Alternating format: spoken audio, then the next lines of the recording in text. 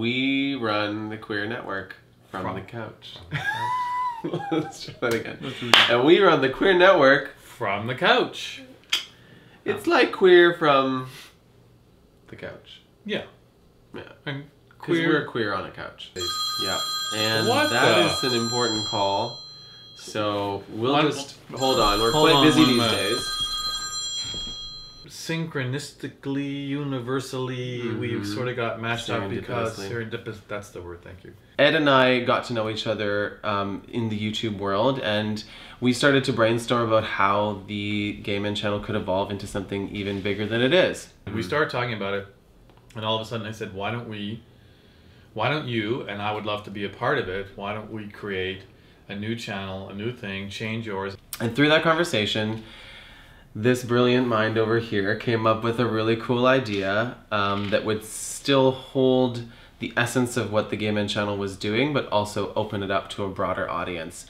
And that's when you came up with the word queer. Queer is everything. It is an all-encompassing word, and it is quirky and real and here and now, and envelops who each person is. Everybody has a little queer inside each and every one of them, and everybody should embrace their queer.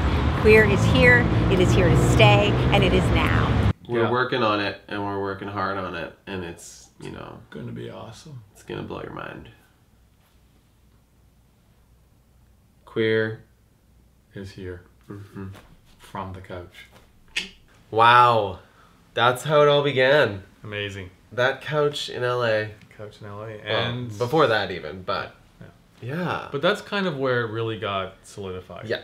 We started to really cruise after that. Yeah. And now we're here a year later. Like almost, when we really started planning, it's really been a year. It has been a year. Yeah. Yeah. So after all of this, when you look back, like what are some of your favorite moments? We actually saw it in that opening clip, was when we were in LA and we first sat on the couch.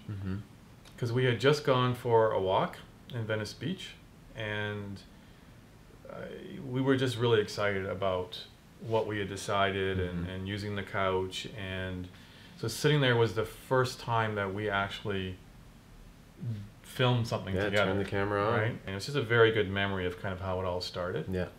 And then the second sort of part of that is when we went out on the street and we were asking people what the word queer means to them. And that was the first time that we did that. Yeah. We had some really good people, and the one in particular is the one that we showed. She was amazing. She was amazing. And I mean, she said, we didn't tell her what to say, and she said what we would have wanted her to say and said it perfectly about, you know, queer is here and here to stay and all that stuff. So those were my those are my favorite moments, which were at the beginning, ironically. So and you? So my favorite moments, one is actually early on as well, going to New York City and getting to film my good friend Marti, whom I met when I lived in New York City years and years ago, and to then nearly 7 years later get to highlight him and his story and the way he's grown, not only just producing his own TV show as a drag queen, but then his political activism as a drag queen. I get shivers just thinking about how he's changing the world, and I was so honored to be a part of sharing his story. I think the biggest highlight of my drag career is creating and producing a TV show that I've gotten so many messages from people around the world, just saying how they feel like uplifted and inspired. And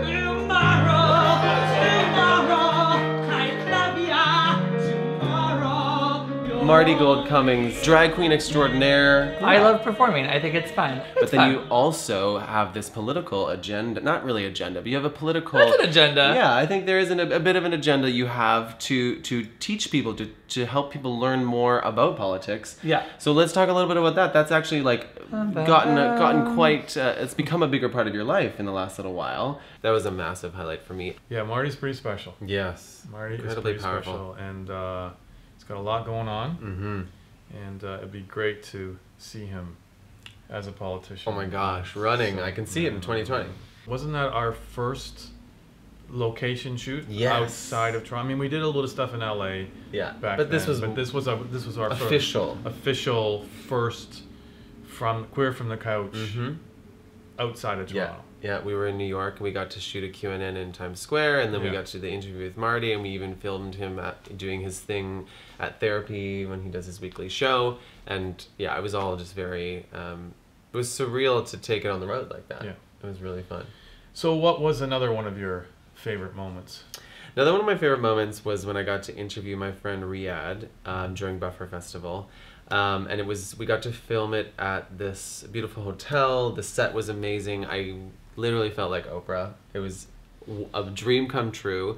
And this clip is going to show you why it was such a special interview and that he's such a special person. Awesome. Let's have a look. You are premiering a short documentary this year called Fighting for Pride. Yeah, I realized, just how transformative a one-day event can be in the history of a country, and how it can change minds and hearts and perceptions so quickly. What I love too about this showing of this documentary is that, to me, as somebody who knows you personally, I have seen the growth from the YouTube to then working on this amazing project called Queer Britain, which if you've never seen it, you must check it out. Seeing his growth from being a YouTuber and then, eventually doing the Queer Britain series with BBC Three, and then eventually now doing this Creators for Change documentary about the first Swaziland Pride. Like, he's catapulted. And again, I think that's what I love about Queer from the Couch. It's allowed me a platform to shine light on the people that I think are doing amazing things. Yeah. One of our mutual favorite moments was when we had the couch at Pride. And Pride was one of those Pride was one of those moments where we launched in May and then Pride was in June, and so it was like it was a big opportunity for us to make a splash in Toronto. And I feel like we really, I know you did as well, we had so much fun bringing the blow up couches to Church Street and just asking people these questions about what queer means to them, what pride means to them, human beings are. Welcome to Toronto Pride. The Queer Network is here on Church Street in Toronto, where all the festivities are happening. We're gonna ask people on our beautiful inflatable couches. Beautiful. Fabulous. Lovable. The most amazing creatures on the planet. Whatever they want to be. Intelligent. Amazing. Beautiful. All equal. Complicated. Special. Unique. Beautiful. Fun. Different. They all matter. Always learning. It's all of us. Fragile. I love them. Lovely. Amusing. Funny. Diverse. Colorful. Hot. Awesome. Morons. Equal. Funny creatures. All different. Interesting. Precious. Irritating. Everyone alive with two legs walking upright. We all just want to be loved and acknowledged for who we are. Amazing. Wonderful. Awesome. Unique. Fabulous. Beautiful. Powerful. Different. Who I am. Cool. Sickening. Love. Hot. Safe space. Freeing. Everywhere. Queer is here to stay. And it was a lot of fun. And it was a lot of fun. They had fun. We had fun. Yeah. I mean, Pride is just fun. Yeah. And it's. And I think the videos captured that, the essence of that. Another thing that we have noticed over the year of doing Queer from the Couch is the important messages that people have shared with you guys at home, and just even that we've picked up on. And so we really wanted to showcase some of those highlights for you guys, because some of these interviews were incredibly powerful. Yeah. I want to show people that just because you're lesbian, gay, queer, whatever you identify yourself as, you're the exact same as everyone else and can accomplish things just as well as everybody else. I don't want to, stop her from being who she is. Is there something that you would want to share with a parent that might be about to do the same thing, or? Don't stop them from telling you. You Right. just have to listen. You need to be a soundboard. You need to be a safe place. There's always a way to get through something. It will be hard, but it will not be forever. And there's always a light at the end of the tunnel. The first person you have to come out to is yourself. And that has two phases. It's like acknowledging the fact that you're gay, and then accepting it. Yeah. We all just want to find a place where we are loved. Totally. We want to And belong. where we belong, exactly. To me, my vision for MCC Toronto into the future is for it to less feel like a religion and more to feel like a welcoming community. I guess like my advice or bit of tip to anybody is like, whatever you want to do, you have to go into it with full passion and full heart. You're capable of doing anything you put your mind to, and nobody can tell you no. If your intentions are good, your heart is good, and your gut is telling you this is what you're supposed to do, that's what you're supposed to do. Everything you do should have purpose. Everything you do should bring you contentment and occasional happiness. I don't chase happiness because that's a losing game. Right. Happiness is a byproduct of everything else that's happening. Absolutely. It comes, it goes, it's fleeting. But overall, what I want to feel is calm contentment, and that what I'm doing has purpose. Absolutely. And the sort of tag along at the end of that is that I'm putting more good into the world than I'm taking out of it. Definitely think the best thing is learning self-love. You know, you just have to allow yourself to, in those moments of being lonely, I've been there for sure, where you want instant gratification, or you want validation, you want to feel sexy, or feel beautiful, or feel loved, or wanted, as opposed to, you know what, no. I'm beautiful exactly the way that I'm. Oh, who wouldn't want me? Not in a vanity way, you know, but I crave myself for the simple fact that I can allow myself to celebrate me for me. And then I think then it becomes easier to find someone else that also wants to celebrate you, and you can allow that. It can be scary, but to receive it is the best thing, and to give it back. People are brought to your life for a reason, a season, or a lifetime, and they're teaching you something, a lesson. Wow. We definitely had some amazing people on our couches, and we hope that you watch all our episodes, because this was just a part of, just a sampling of the kind of people that we had on the couches. Yeah, it was very powerful. Yeah. So another thing that was incredibly powerful this year was being able to be a part of TIFF. That was a dream come true for me, to be on the red carpet as a media outlet for TIFF, and it just even us getting into TIFF as this little channel that could, and that they didn't know really that we were a little channel. I know. That's the great I think thing. the It's name. our name. Yeah, I think the name sells it. Our name. But then we also brought it.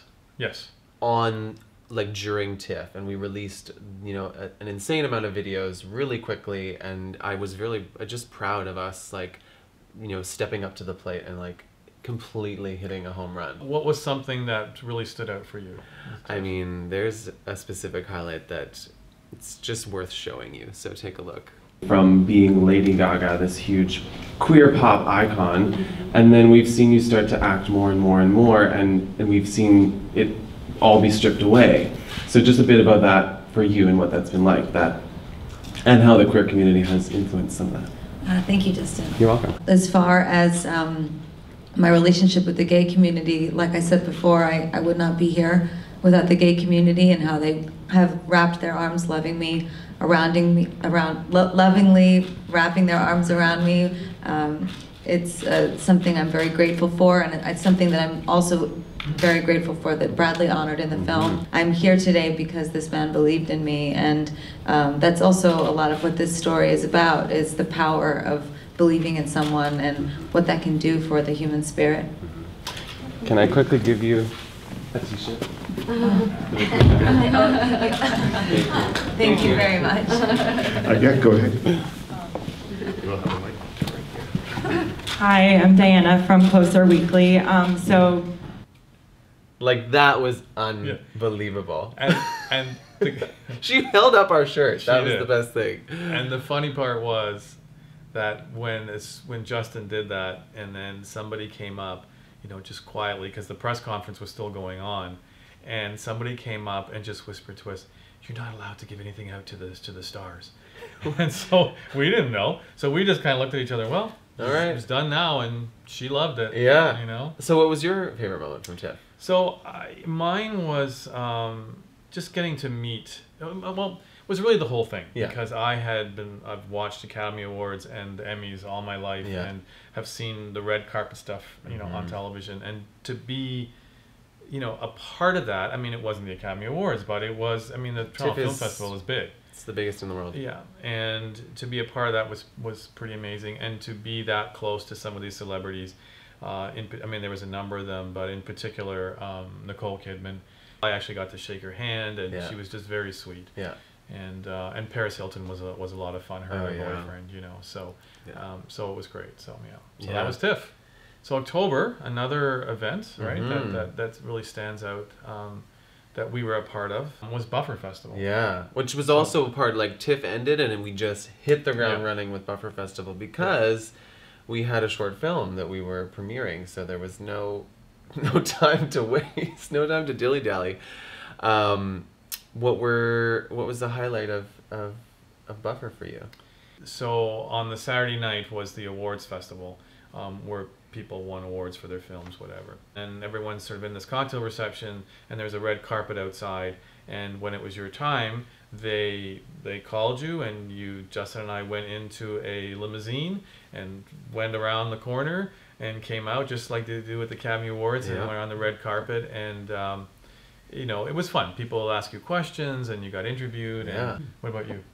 I think that it really was the premiering of our short film, and that the whole screening, and Buffer Festival is also such a wonderful time to meet other creators. Buffer Festival, I think it's cool to see that it's continued to grow, but I think really the highlight for both of us was seeing our film on the big screen. Oh yeah. I mean, this was not like a 16-inch No, we're talking screen. a full theater. Full theater screen. And that was pretty amazing. I mean, let's talk about the film too, because that, what a segue. Right off of TIFF, and then diving right into filming this and having to get it ready, and you editing it all, and like it was a whirlwind in itself. And we're just incredibly grateful to all of the cast members who were so gracious in donating their time and allowing us to like create this story, and a story that we felt like was really powerful. And yeah, it's called Searching for Love. How someone tries to find love. Yeah, all the different ways. And I think that was also one of the things that was so beautiful when after we premiered it, there was a little moment where the fans and everybody that was in the theater could meet the creators. And just hearing how anybody related to it. It just, even though it was about a guy in search of another guy, I noticed that we heard stories from like women, men. It was just searching for love, which I think was so universal. And then there's a a powerful message at the end about searching for love and searching in general, I think. So well, let's show them a little clip. There we go. Enjoy.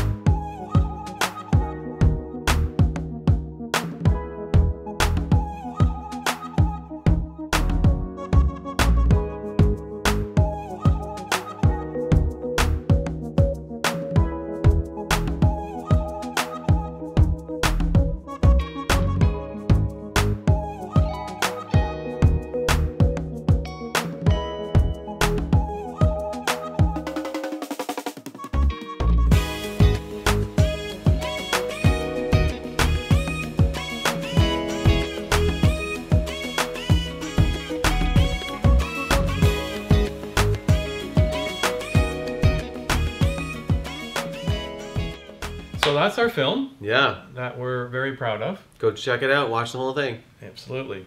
So why don't we talk about what we've got coming up for 2019. Yes, 2019. I haven't said that word much yet. Nope. 2019. We have an exciting new series that we're in the middle of working through right now. Queer Talk. Queer Talk. And what's it about? Queer Talk is a panel discussion in which we've taken different groups from the queer community. We are starting with gay men, as well as a group of transgender people, and then a group of drag queens, all on separate panels, talking about queer culture. It's a very educational show. Yeah. About these different groups of people. Yeah. Under the queer umbrella. Right. And we see it expanding into a lot of different things. Like this was just the beginning. And just helping you and all of us understand the different groups more. We understand how important the labels are for representation, and so we use these labels because we want people to feel represented. Right. And at the same time, we need to learn more about what it means to be under these labels, and also how fluidly we all move between labels. Yeah. And so with that, you know, we found it very educational to talk to these panels and share our insights, share our knowledge, share what we don't understand, what we would like to know more about, ask the questions that we think you guys are thinking at home, and really dive into something that we haven't seen anybody else do. And so that's going to start airing in January. Yeah. So stay tuned for that. And we also are going to continue our Queer from the Couch series. We love our interviews, and we will we always are looking for the next person to interview, so could be you. Yeah, exactly. You never know. All right. We want to say thank you. First of all, thank you to all of you for watching, tuning in, and for supporting us. Yes. And we want to thank all the people who have helped us along the way. Yes. You know, we've had some people helping us with shoots, and all the people who have been in our videos. Yeah. And I just want to say a special thank you to Justin for being my creative partner through this. It's been amazing. We've learned a lot. Yeah. About what we're doing and about each other. And I'm just very thankful for you. Thank you. And for what we created. Well, I would like to reiterate to you how grateful I have been to get to do this with another person, and we get to bounce all these ideas off of each other. And like you said, we think so similarly, and so it's been wonderful to watch us develop our relationship both personally and professionally and creatively.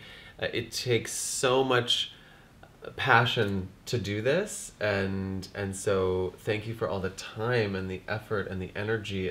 Guys, this doesn't just happen in the snap of a finger. It's the amount of time that you put in editing, and the thought that goes into that is something that I understand and am so grateful for. So thank you. Well, thank you. I appreciate you saying that. It's been awesome. Thank you. Thank you. What a year. Yeah. What a year. Much more to come. Yes. And we are so excited for 2019. You have no idea. And we hope you're going to watch, because as we said, we've got some great stuff coming up, and we're always thinking of new ideas. Yeah. So you never know what else we're going to do. Exactly. You know. And we also wanted to wish you a happy holiday. Enjoy whatever holiday you're celebrating. Happy holidays, everyone. Much love from us to all of you. And we will see you in 2019. And remember, queer is here. Queer is here. Thank you so much for joining us on the Queer Network. And remember, queer is here. We wish you a Merry Christmas. We wish you a Merry Christmas. We wish you a Merry Christmas and a Happy New Year. Joy to the world, the Lord is come. Silent night. Jingle bells, jingle bells. Jingle all the way. Rudolph the red-nosed reindeer had a very shiny nose. Hark the herald angels sing, glory to the newborn King. O come, all ye faithful, joyful and triumphant. O little town of Okay, we're done. That's really it now. That's really it now. Okay. I think you've heard enough of us. Bye. Bye.